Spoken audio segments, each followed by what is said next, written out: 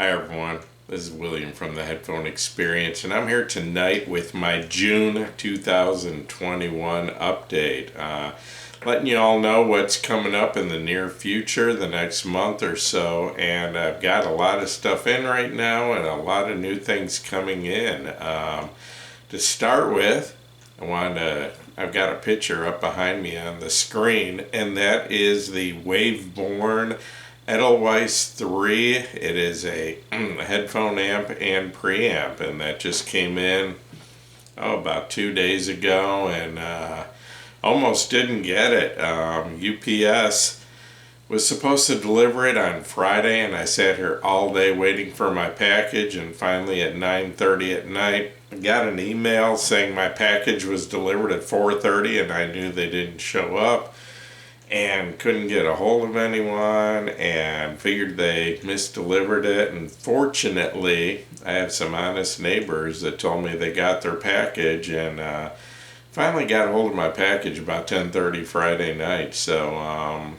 very thankful I have honest neighbors. That's quite an expensive amp to be missing for several hours. So anyway, so I've got the Waveborn Edelweiss 3. I'm going to try to get a first impressions video out on that in a few days.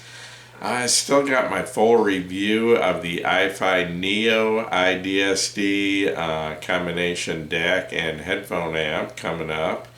I've got my full review of the ZMF Verite headphone that should be coming up pretty quick, and just wanted to say it's kind of an unusual headphone. When I compare it to other headphones, it doesn't always come out on top. I mean, it seems to be lacking in a few ways. It's not the last word in detail. It's not the last word in soundstage, especially not width. There's other headphones that go lower in the sub bass. There's other headphones that hit harder in the mid bass, but yet I just love it. I really enjoy this headphone. So like I said, a little bit unusual. It's just a headphone I really like listening to with a wide variety of music. Anyway, I've also had my full review of the LSA HP Diamond coming up. And I did get a hold of another pair of ECL2 Ear Pads from Kennerton to try on that, because in my opinion, it's just it can use a little bit of the warming and a little extra bass that the ECL2 Ear Pads give. I mean, I'm not saying there's anything wrong with it. It's a very neutral headphone, but lately I'm kind of liking my headphones a little bit on the warm and slightly on the bassy side of neutral.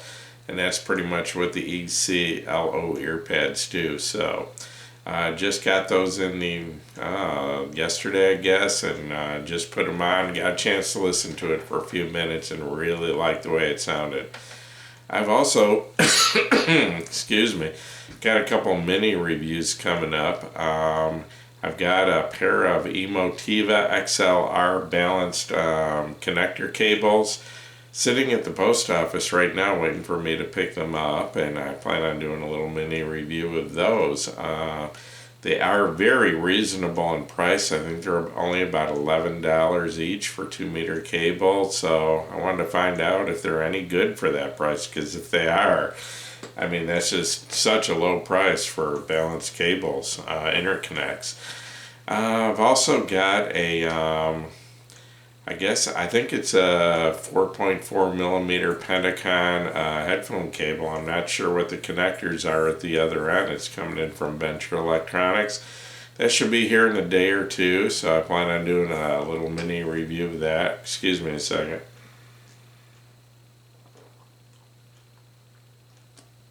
It was another really hot day today. Heat index well over 100 degrees, and I was out mowing this evening. That's what I do, lawn care. So anyway, got hot and I'm still pretty thirsty, so you have to excuse me if I take a drink every once in a while.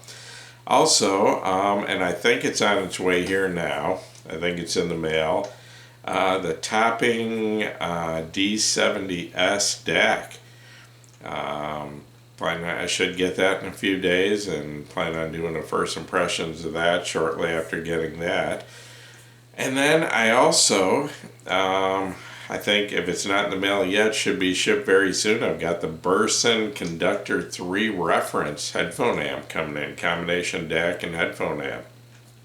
And that's up there towards the top of the line of the Burson amps. It's about I think about a $1,750 DAC amp combination. So really looking forward to that, because I had the Playmate 2, which is a less expensive, smaller version, excuse me, just recently, and really like that, really like the way it sounded. And then something I'm really looking forward to getting in is, and hopefully maybe this week, the Audio GD R8 DAC, which should be a really nice matchup with my Audio GD Master 9 amp. It's just as big and almost as heavy, and I'm hoping that the two together is going to sound incredible, so I'm really looking forward to that. I've also got a mini review coming out on the Klipsch Pro Media 2.1 desktop speaker and subwoofer setup, and then a couple months ago I did my first impressions of the LSA10 signature speakers, a bookshelf type of speaker, and I'm want to get my full review out on those, but I'm waiting for a little bit of an upgrade of an amp. I'm using the little Emotiva amp right now, and I just don't think it's on the same level as those speakers, so I'm hoping I can get a hold of a better speaker amp and get my full review out on those soon. And then I'm hoping that if I have time, well, kind of if I can keep them a little longer, the ZMF Verite, I've got those on loan. I've had them about 5 weeks already, and I need to get my full review out on those and get those back, but I'm hoping that maybe before I send those back, I can also do a comparison video. I'd like to compare those to either the Kennerton Woden or the LSA Diamond, one of the two.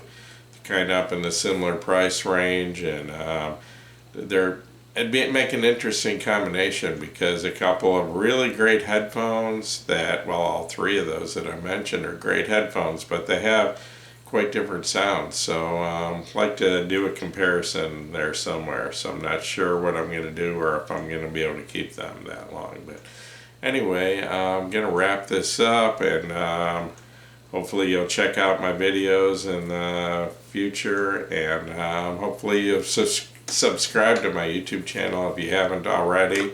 And I did want to mention the Headphone Experience on Facebook. We were kind of stagnant in growth for a while there.